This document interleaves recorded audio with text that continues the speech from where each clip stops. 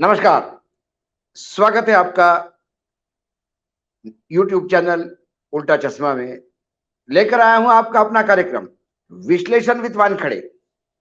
G20 summit पे एक काला बादल छाया हुआ था कि क्या सहमति बनेगी या नहीं बनेगी। चीन के राष्ट्रपति नहीं आए, पुतिन नहीं आए रशिया से, कहीं ना कहीं कुछ पंगा था। बाली में जब इंडोनेशिया होस्ट था, तो बाली में इंडोनेशिया लगातार हाथ जोड़ के गुजारिश कर रहा था कि ये प्लेटफॉर्म राजनीतिक नहीं है। G20 का यह आर्थिक विकास और मानवीय विकास के लिए यहां चर्चा होती है। लेकिन कुछ देश नहीं माने, खासकर वेस्टर्न ब्लॉक। अमेरिका लगातार प्रेशराइज करता रहा और उसमें कहीं ना कहीं भारत ने भी गलती कर दी।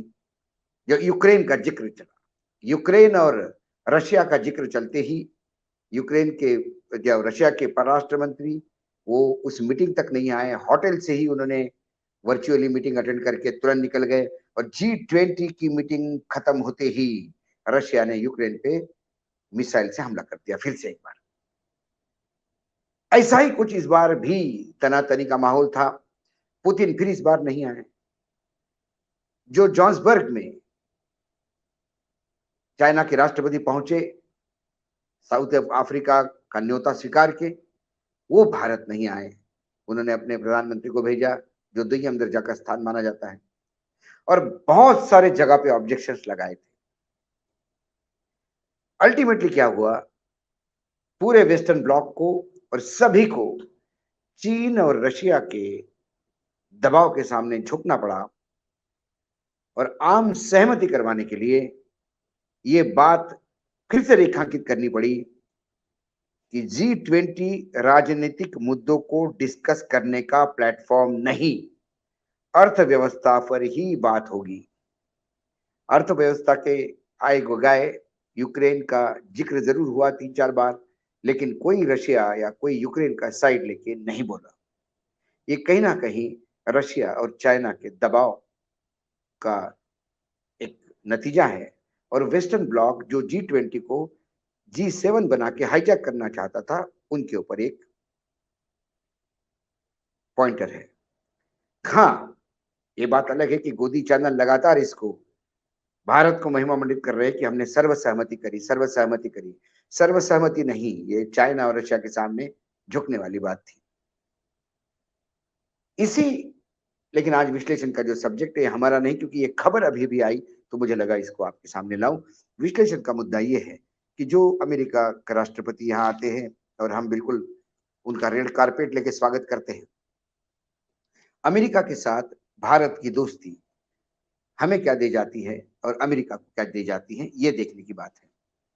चर्चा हो रही थी कि खासकर सरकार बता रही थी कि अमेरिका के राष्ट्रपति बाइडेन साहब आएंगे, तो उनसे जब प्रधानमंत्री बात करेंगे तो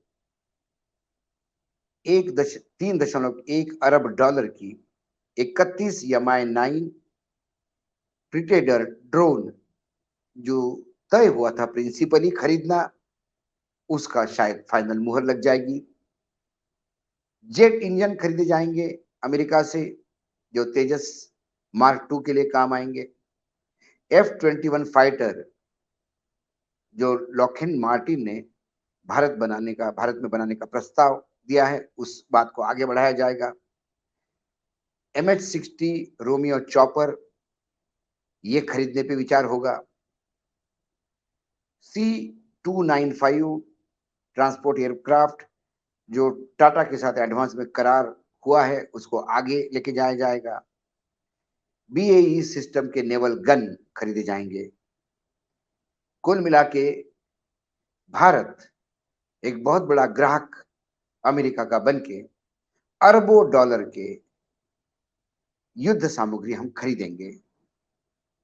और ये क्यों खरीदेंगे? क्योंकि चाइना के खिलाफ हमें मजबूत खड़ा होना है।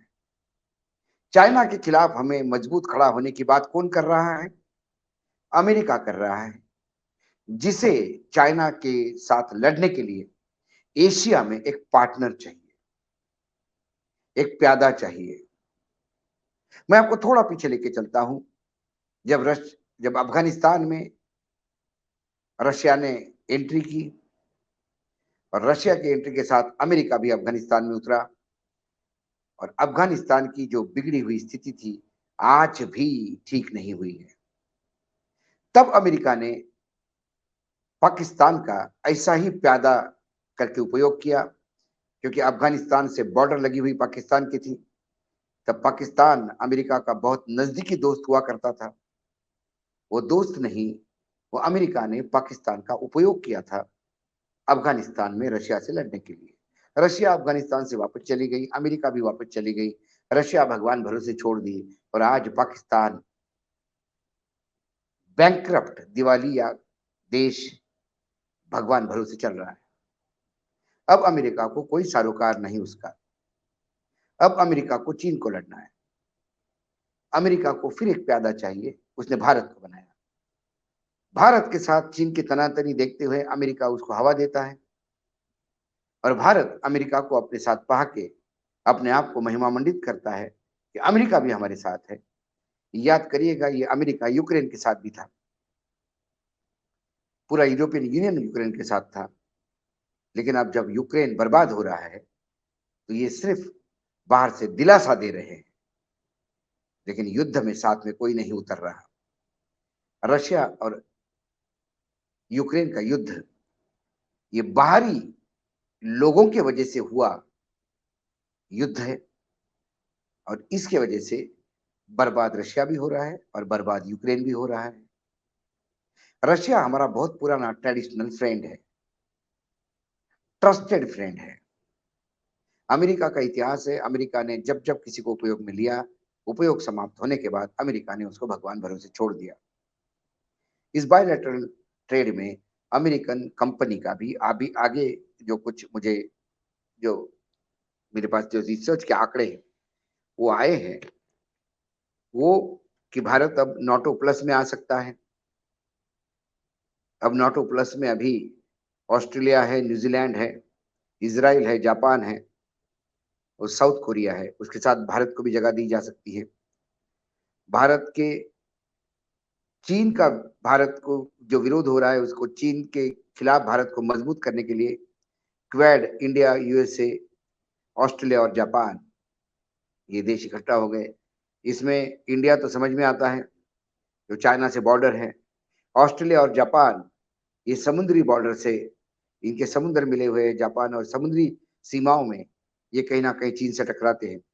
लेकिन अमेरिका इन तीनों का उपयोग अपनी दुश्मनी सेटल करने के लिए करता है। ये भी क्वाड सामने दिखाई देता है। 2022-2023 में हमारा अमेरिका के साथ व्यापार 7.65% बढ़ा है। ये बढ़ के 10,55,000 करोड़ का हो गया है। चाइना का व्यापार 1.5 यानी 1.5% कम हुआ है, लेकिन वैल्यू में बात करो तो 9,33,000 करोड़ का है। तो चाइना आज भी हमारा व्यापार में बड़ा पार्टनर है। अमेरिका और भारत के बीच में हाल हाल तक, पिछले साल तक हमारा निर्यात अमेरिका में ज्यादा था, जो खासकर सर्विस सेक्टर से, और अमेरिका के आयात नहीं के बराबर था। तो बैलेंस ऑफ ट्रेड जो था वो हमारे फेवर में था, हम प्लस में थे। बहुत कम जगह हम प्लस में हैं, अमेरिका में थे। लेकिन जो अभी सऊदी अमेरिका के साथ हो गए हैं, वो बैलेंस ऑफ ट्रेड अब हम लॉस में चले जाएंगे। अमेरिका से हमारा निर्यात कम होगा, मतलब उतना ही है, लेकिन आयात इतना बढ़ेगा कि उसका गैप बढ़ के हम निगेटिव में आ जाएंगे। भारत अमेरिकी के बादाम, अखरोट और बाकी जो सेफ है, सेफ एप्पल्स, इसके ऊपर जो रिटेलिटी ड्यूटी लगाई थी वो हटाने की बात इस मीटिंग में हुई है। भारत में मल्टीनेशनल कंपनीज जो काम कर रही है अमेरिका की, उनका 80% मुनाफा बढ़कर अब 56 अरब डॉलर हो गया है, जो अमेरिका जाता है। आने वाले समय में और कई लॉज रिलैक्स होंगे, जो अमेरिकन कंपनी को भारतीय बाजार खोले जाएंगे। ये पूरा वृत्तांत मैंने आपको दिखाया है। जो लड़का 5वीं 6वीं में भी पढ़ रहा होगा, वो भी इस भाषा को समझता है कि अमेरिका से हमारी दोस्ती की कीमत हम क्या चुका रहे हैं। क्या चाइना के लिए भारत अपना खंदा अमेरिका को दे रहा है, या चाइना के लिए प्यादा बन के आ रहा है? मैं ये सवाल विश्लेषण का जो मेरे पास है, मैं आप पे छोड़ के जा रहा हूं। ये तमाम बातें आपको बता देंगे कि हम एक कैसे चक्रव्यूह में फंसने जा रहे हैं। नाम चाइना का है। यदि चाइना के साथ लड़ने के लिए भारत को मजबूती करना है, तो ये तमाम शस्त्र जो अरबों डॉलर के हैं, वो वैसे ही गिफ्ट में दे सकता है अमेरिका, यदि देना चाहे तो। लेकिन अमेरिका भारत को मित्र कम उपभोक्ता ज्यादा मानता है। 143 करोड़ का देश सभी मल्टीनेशनल के लिए एक ऐसा उपभोक्ता है, ऐसा ग्राहक है कि जिसके सबकी लाल टपकती है। और अमेरिका कंधे पे हाथ रख के आपके पॉकेट से कितना पैसा निकालता है, ये हमारे नेताओं को समझ भी नहीं रहा है। वो सिर्फ इस बात पे मेहमान हो रहे हैं, व्हाइट हाउस पे हमको खाने पे बुलाते हैं और हम उनको चांदी और सोने के थाली में खाना खिलाते हैं। आज इतना ही, कल फिर आऊंगा किसी विषय के साथ। तब तक के लिए नमस्कार, देखते रहिएगा उल्टा चश्मा।